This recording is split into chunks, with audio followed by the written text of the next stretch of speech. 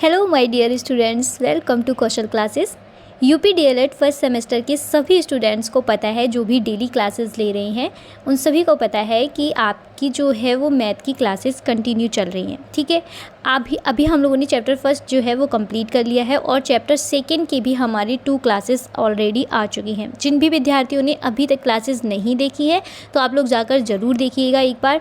और हमारा जो चैप्टर है, सेकेंड चैप्टर गुणा व भाग की संकल्पनाएं, इसमें हमने बहुत सारी चीज़ों को समझा है। यानी कि हमने कॉन्सेप्ट ऑफ मल्टीप्लिकेशन समझा कि गुणा की अभिधारणा क्या होती है।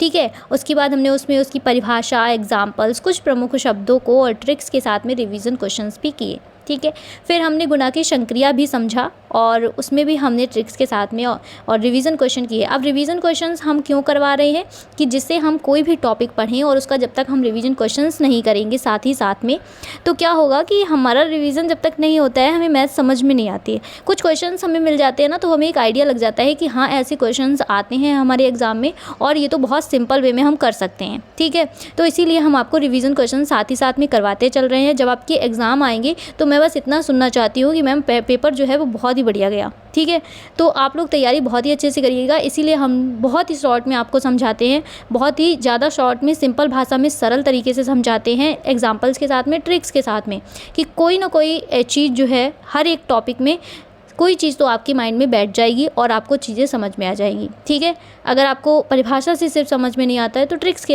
के अकॉर्डिंग आएगा। ठीक है, उससे भी नहीं आता तो रिवीजन क्वेश्चन जो हम कर रहे हैं वो आपके माइंड में बैठ जाएंगे, है ना। तो चीज़ें हमें सिर्फ समझना है, किसी भी तरीके से हमें चीज़ें समझ में आनी चाहिए बस, है ना। मैथ के पेपर में किसी की भी बैक नहीं लगेगी। जो भी कंटिन्यू क्लासेस लेंगे, मैं गारंटी देती हूँ कि आपकी बैक जो है वो नहीं लगेगी। ठीक है, तो आप लोग अच्छे से तैयारी करिएगा, बहुत ही बेहतरीन तरीके से डेली क्लासेस लीजिएगा और एग्ज़ाम्स आपकी बहुत ही जल्दी होंगे, तो अपनी ज़्यादा डिले मत करिएगा, क्लासेस कंटिन्यू रखिएगा। फिलहाल आज की वीडियो में हम लोग भाग की अवधारणा को समझेंगे, जो हमारा सेकेंड चैप्टर में थर्ड पॉइंट है कि भाग की अवधारणा क्या होती है, यानी कि कॉन्सेप्ट ऑफ डिवीज़न। ठीक है, अभी तक हम लोग गुणा की संकल्पना पढ़ रहे थे, गुणा पढ़ रहे थे, अब हम भाग पढ़ेंगे। ठीक है, कि भाग की अवधारणा क्या होती है। तो चलिए वीडियो स्टार्ट करते हैं। जो भी स्टूडेंट पहली बार चैनल पर आए हैं तो चैनल को सब्सक्राइब कर ले, बेल आइकन दबाना बिल्कुल मत भूलिएगा, क्योंकि जितने भी सब्जेक्ट की क्लासेस चल रही हैं उनकी नोटिफिकेशन आप तक जल्द से जल्द पहुँच सकें। चलिए स्टार्ट करते हैं और देखते हैं परिभाषा। देखिए, जब किसी चीज़ को बराबर बराबर हिस्सों में बांटा जाता है तो वह क्या कहलाता है, वह भाग कहलाता है। ठीक है, किसी भी चीज़ को, कोई भी आपके पास चीज़ है, आपके पास टॉफ़ीज़ हैं, चॉकलेट्स हैं, ठीक है, आपके पास बुक्स हैं, पेन्स हैं, ठीक है, उनको जब हम लोग कितने कज़न्स हैं, भाई बहन कितने हैं, या फिर हम लोग फ्रेंड्स कितने हैं ग्रुप में, आपने कोई चीज़ खरीदी, मान लीजिए आपने पेन खरीदी, ठीक है, पेन का पूरा आपने एक पैकेट खरीद लिया और आपके ग्रुप में आप लोग 3 लोग हो कॉलेज में। ठीक है, आप 3 लोग फ्रेंड लोग हो। ठीक है, उसमें आपको बराबर बराबर पेन बांटने हैं, तो आपको कैसे बांटोगे, तो उसी को हम भाग कहते हैं। ठीक है, किसी भी चीज़ को बराबर हिस्सों में बांटना हम उसको भाग कहते हैं। जैसे कि एग्जाम्पल में देखिए कि 20 का भाग 5 में तो कितना आएगा, 4। ठीक है, तो 4 सबके हिस्से में पड़ेंगे, यानी कि 20 चीज़ें हैं आपके पास, 5 हिस्से आपको करने हैं। 5 हिस्से में बांटने पर जो आपके मतलब लोग हैं, 5 हिस्सों में आपको बांटना है उसको, तो 4 चीज़ें पड़ेंगी। कितनी पड़ेंगी, हर हिस्से में कितना आएगा, 4 चीज़ आएंगी। ठीक है, 20 चीज़ें हैं हमारे पास, तो 4 चीज़ें आएंगी हर हिस्से में, 5 लोगों में बांटने पर। ठीक है, इतनी चीज़ समझ में आई। चलिए ऐसे समझ लेते हैं, दूसरे तरीके से समझा देते हैं। मान लीजिए यहाँ पर 20 लिखा है, तो 20 आपके पास क्या है, 20 आपके पास चॉकलेट्स हैं। ठीक है, अब 20 चॉकलेट्स हैं आपके पास और 5, ये 5 क्या है, ये 5 आप लोग कज़न्स हो। ठीक है, मान लीजिए आप लोग 5 कज़न्स हो। ठीक, अब आप लोगों में बहस हो रही है, लड़ाई हो रही है, ये भाई बड़ा है, आप छोटे हो। ठीक है, तो लड़ाई हो जानी है ना। अब आपको बांटना है, चॉकलेट्स हैं भाई, इससे ऐसे किसी से व्यवहार नहीं कर सकते हम लोग, दे नहीं सकते ज़्यादा, है ना। तो चॉकलेट्स तो बराबर बराबर ही बांटी जाएंगी। अब क्या करना है, तो हमें भाग करना है। ठीक, अब हम कैसे भाग करेंगे कि हमें बराबर पड़े। ठीक है, जितने भी हमारे भाई, अभी 3 और हैं, ठीक है, तो हमारे 5 हैं कज़न्स, अब उनमें हमें चॉकलेट बराबर बांटनी है, तो हमें क्या करना है, भाग देना है। तो 5 की आपको क्या करना है, टेबल पढ़ना है। ठीक है, 5 की टेबल आप पढ़िए कि 20 आए तो कितना आएगा, 4 बार। ठीक है, कितने बार आएगा, 4 बार। तो सबके हिस्से में कितनी कितनी चॉकलेट्स आएंगी, 4। ठीक है। इनको भी 4 मिलेंगी, इनको भी, इनको भी, इनको भी और इनको भी, सबको 4 चॉकलेट्स मिलेंगी। कोई लड़ाई नहीं, कोई झगड़ा नहीं, ठीक है। सब लोग आराम से 4 चॉकलेट्स ले लीजिए। तो ये था हमारा भाग। अभी आपको समझ में आ गया। तो इस तरीके से हम लोग भाग करते हैं और बराबर हिस्सों में चीज़ों को बांट देते हैं। जब हमें कोई भी चीज़ का बराबर हिस्सा करना होता है तो हमें भाग करना पड़ता है, ठीक है। तो ये बोलते हैं हम इसको भाग की अवधारणा, कॉन्सेप्ट ऑफ डिवाइड, ठीक है। अब हम देखेंगे कुछ प्रमुख शब्दों को। देखिए, अगर आपको कुछ भी समझ में नहीं आ रहा है तो आप लोग कमेंट ज़रूर करिएगा कि मैम हमें समझ में नहीं आया, दोबारा से आप इस चीज़ को समझाइए। या फिर अगर आप वीडियो भी 2-3 बार देखेंगे तो आपको चीज़ें समझ में आ जाएंगी। या फिर कोई भी कन्फ्यूज़न है तो आप कमेंट ज़रूर करिएगा, नहीं तो व्हाट्सअप चैनल पर आप मुझे मैसेज कर सकते हैं। वहाँ पर आप कोई भी कन्फ्यूज़न है, कुछ भी क्वेश्चन है, आप बेझिझक हमसे पूछ सकते हैं, ठीक है। चलिए कुछ प्रमुख शब्दों को देखते हैं। अब इसमें डिवाइड में क्या होता है कि भाज्य होता है, ठीक है। भाज्य होता है, भाजक होता है, भागफल होता है और शेषफल होता है। जब भी हम किसी का भाग देते हैं, अच्छा आप लोगों ने इस तरीके से भाग दिया होगा, है ना। जैसे अभी हमने देखा 20 है ना, तो हम 5 का भाग देंगे, तो इस तरीके से आपने दिया होगा, है ना। तो कितने बार जाएगा, ठीक है। ऐसे हम लोग करते हैं, समझ में आ गया। तो चलिए भाग, अब इसमें हमें देखना है कि कौन सा भाजक है, कौन सा भाज्य है, किसको भागफल बोलते हैं और किसको शेषफल बोलते हैं, ठीक है। ये चीज़ें हमें समझनी हैं। चलिए सबसे पहले हम देखेंगे भाज्य। जो चीज़ बांटी जाती है वो होती है भाज्य। जो चीज़ बांटी जाती है, जैसे कि हमने क्या बांटा, चॉकलेट्स, ठीक है। 20 हमारे पास चॉकलेट्स थी, तो ये क्या हो गई, ये हो गई भाज्य, ठीक है। यहाँ आप देख सकते हैं एग्जाम्पल में लिखा भी है, ठीक है। नेक्स्ट हम देखेंगे भाजक। जो बताता है कि कितनी भाग करनी है, भाग कितने करने हैं, जो बताता है, ठीक है, वो होता है भाजक। जैसे कि ये हमें बता रहा है कि हमें इतने भाग करने हैं, ठीक है। कितने भाग करने हैं ये हमें बता रहा है। तो जैसे 5 इसमें क्या हो गया, भाजक हो गया, जिसका हम भाग देंगे, ठीक है, जिससे हम भाग देंगे वो होता है भाजक। अब बारी है भागफल की।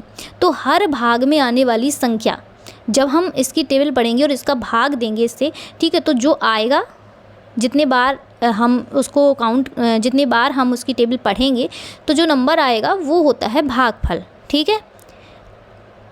ये क्या होती है, भाग देने वाली संख्या। अब बात करेंगे शेषफल की।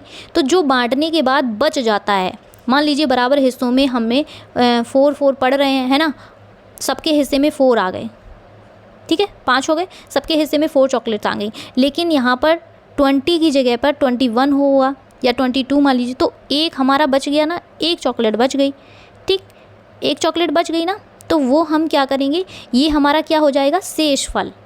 ये हमारी एक्स्ट्रा है, ठीक है। अब इस एक्स्ट्रा में मत आप लोग 5 हिस्से मत कर लेना, ठीक है, कि इसमें भी कर लो, वो मम्मी को दे देना।